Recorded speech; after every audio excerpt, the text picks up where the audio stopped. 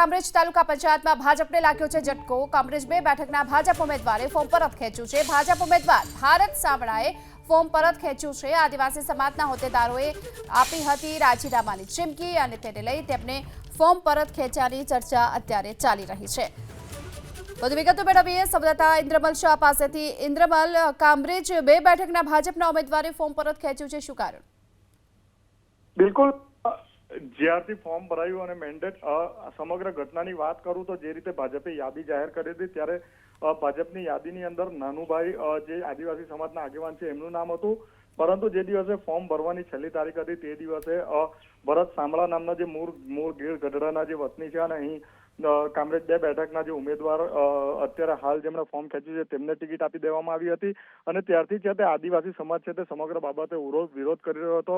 તેમણે જિલ્લા પ્રમુખ સાથે, ધારાસભ્ય સાથે, સાંસદ સભ્ય સાથે, તમામ સાથે આદિવાસી આગેવાનોએ મિટિંગ કરી હતી અને ગઈકાલે જે રીતે તેમણે ભરત રાઠોડ જે જિલ્લા પ્રમુખ છે તેમની સાથે મિટિંગ કરી હતી અને ત્યારબાદ મીડિયા સમક્ષ ચીમકી પણ ઉચ્ચારી હતી કે જો એમનું ફોર્મ ચાલુ રહેશે તો સમગ્ર આદિવાસી સમાજ છે તે આખા જિલ્લામાં વિરોધ કરશે અને ભાજપ વિરુદ્ધ પ્રચાર કરશે, તે રીતની ચીમકી પણ ઉચ્ચારી હતી અને જેને લઈને ભાજપ છે તે દબાણમાં આવ્યું હતું અને આખરે આજે છે તે આ ભરત સાંભળા જે છે સુરત જિલ્લા કામરેજ તાલુકા પંચાયતની કામરેજ 2 બેઠકના ઉમેદવાર છે તેમણે આજે છે તેમની ઉમેદવારી પરત ખેંચી છે।